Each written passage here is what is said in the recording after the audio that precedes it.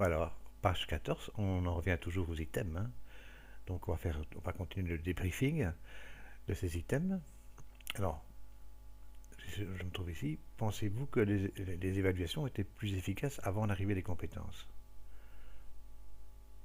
Oui, tant qu'à faire, oui, puisque au moins on pouvait évaluer les élèves sur leurs compétences et puis on savait leur, les évaluer sur un savoir-faire, etc. Leur donner leurs points, donc leur faire une évaluation sommative. Au moins ça avait un sens. Maintenant, ça n'a plus tellement de sens. Voilà. Et pour l'élève et pour l'enseignant. Bien sûr, on aurait dû peut-être avec un système à trois phases, c'est tout à fait différent, hein. Vous évaluez de trois manières différentes et éventuellement la tâche devient le gadget de l'évaluation. Oui. Le summum à atteindre, mais pas la finalité. Une partie raisonnable d'élèves réussissent des tâches inédites et complexes. Pas du tout. Elle n'est pas raisonnable, hein, parce qu'elle est de 1 à 2%. Donc c'est impossible. Il est préférable d'évaluer les élèves sur des tâches inédites et complexes uniquement dans le but formatif pour que l'élève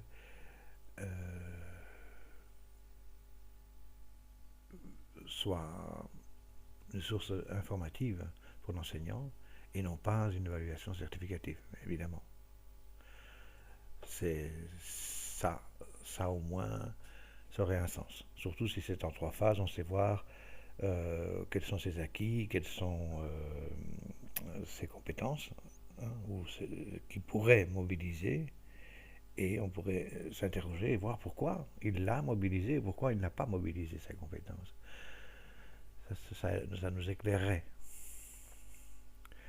Une tâche est une situation problème à laquelle l'élève doit trouver une solution. Absolument. Ça, il n'y a pas photo. Les compétences à l'école, c'est faire utiliser aux élèves le savoir acquis. Tout à fait. À la base, c'était ça. Donc c'est très engageant. Ça sert à avoir un savoir si on ne l'utilise pas. Donc il ne suffit pas de connaître, mais de savoir utiliser. Très engageant, hein. Mais dans la pratique, catastrophique. Si l'élève connaît bien sa matière, on peut dire de lui qu'il est compétent? Non, pas nécessairement, parce que avec toute sa connaissance, devant une tâche où il va devoir la mettre en pratique, il n'est pas dit qu'il va savoir la mobiliser. Par contre, peut-être bien dans une autre tâche. On ne peut pas dire avec certitude qu'il est compétent tant qu'on ne l'a pas évalué sur une tâche, en tout cas. Et encore, c'est pas parce qu'il a réussi une tâche qu'il réussira toutes les autres tâches de la même famille, par exemple, hein, ou similaires. Et en plus inédite, hein, donc vous voyez le problème. Tous les élèves d'une même classe devant réaliser une même tâche sont égaux s'ils ont acquis les mêmes compétences. Ça, c'est pas vrai. Mais alors, pas vrai du tout. Il y en a qui savent les mobiliser et d'autres pas. Et le problème, c'est qu'on ne sait pas comment ça se passe. On ne sait pas dire comment les élèves mobilisent leurs compétences. Il y a un déclic à un moment donné pour certains et pas du tout pour d'autres. Alors, dans ces items, on a enlevé l'item numéro 10 et 9.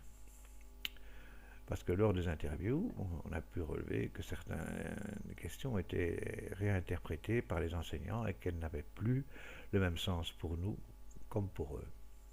C'est l'exemple de la question numéro 10,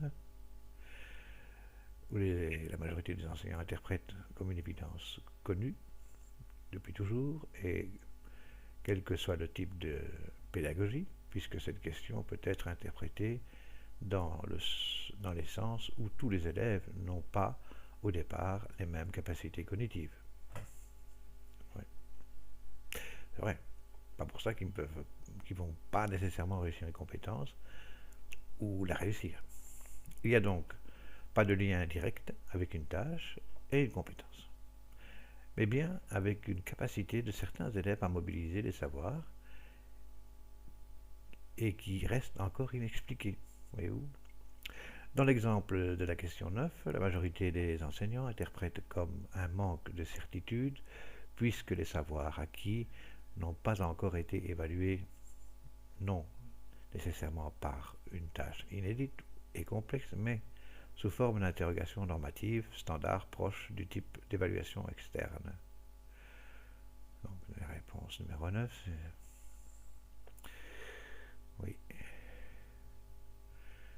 Évidemment, oui, il y a